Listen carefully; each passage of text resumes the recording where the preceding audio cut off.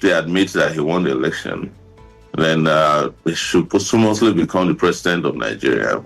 His family plays, but that's not my issue. My issue is how to get people who carry out these heinous crimes to be punished for it. What form of punishment you think is is necessary for such an act? I think it's to immediately round them up, arrest them, and start a trial that will allow for full disclosure of who and who was involved in that election, annulment, who carried it out, whoever is alive amongst them. Don't forget that this is not just about June 12th. There was a journalist that was also bombed at that time, and before that time, Delegewa. Nobody's talking about him. We're talking about the phantom coup that led to the death of a lot of officers who never participated in any coup. People like Batsa, who denied till his death. Who was Babangida's best man during his wedding. You had a plane crash that took out, middle-level officers and some of the brightest officers at that time in the Nigerian army. We ought to know what happened to them. We ought to be finding out how $12-point-something billion disappeared from our coffers after the Gulf War went from oil sales. So there's a lot of crimes involved with the Babangida 8-year ruinous tenure that requires immediate criminal investigation and prosecution. But how this happened when you have a retinue of present government functionaries, former government functionaries, captains of industry? And this is my final question to you. The president was there. Former Vice President Yemi Osinbajo reviewed the book. You had governors, lining up there. Captains of industry like Aliko Dangote. So is there a possibility that this gentleman, IBB, will be brought to book? Well, not with this crop of leaders, but we can bring him to book someday. And that is one of the things I'm interested in. As a person who is a witness to that historical moment.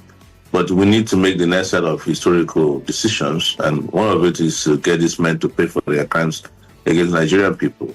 So you can understand now why Nigeria didn't make progress for some 40-something years, because had we allowed the elections to go as it ought to be, we will not be talking about terrible elections today. We will not be talking about these men, some of these men who are in power today wouldn't have been in power because they would have been swept away by that era. But they understood it. That's why they are bonding together and helping the man punish his image and making him look like a hero that he's not. Babangida is a villain, and he should be consigned to the dustbin of history.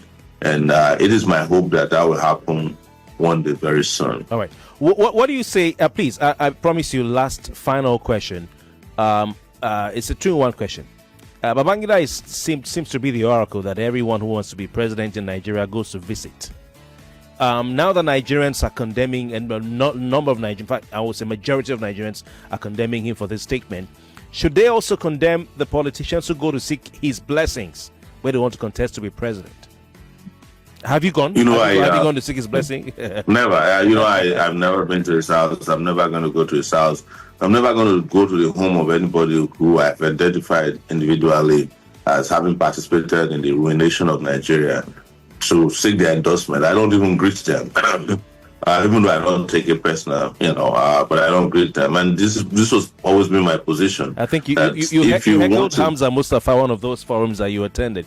Yes, I heckled Mustafa, as the reason that I keep telling people, and I'm going to keep saying it, is one of the reasons why people like Peter Obi, I could never respect them, because they were all part of the shenanigans that took place. They worked with Abacha when Abacha was in power to ensure that they helped punish Abacha's image. You saw the glowing tributes someone like him paid to Babangida yesterday. He said it was even at the book launch. These are the people who destroyed the country, but the people who fought for the democracy that we have now, you are the ones who get derided by a generation that not even know history. So all of them, everybody, Tinubu, Shibajo, these are all fake people, fake people. And if you didn't know before now, you saw it yesterday. All right. I'm tempted to ask you another question, but I think... Go ahead. Okay, yeah. so yes, indeed. your approach is one that some people may love, but there's another school of thought that says, in order for the country to move forward, we need to allow bygones to be bygones, for national healing. Don't go after those who have done wrong. Don't go after those who've killed, who've destroyed the country through their policies, economic, and through their dictatorship. Let them be, and let's look forward and build a country for peace to reign. You can't build a country when the mechanics, the bricklayers, and the demolishers of the country are still in charge. And that is what you saw yesterday.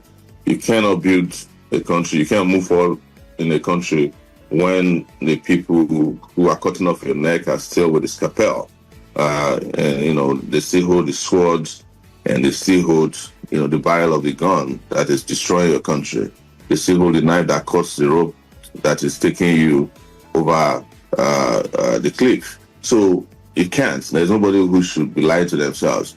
They've said this many times, bygone be bygone, but there's nowhere in the world where bygone is bygone when there's no hope for progress. That is why Nigerians should understand what people like me kept saying for 30 years.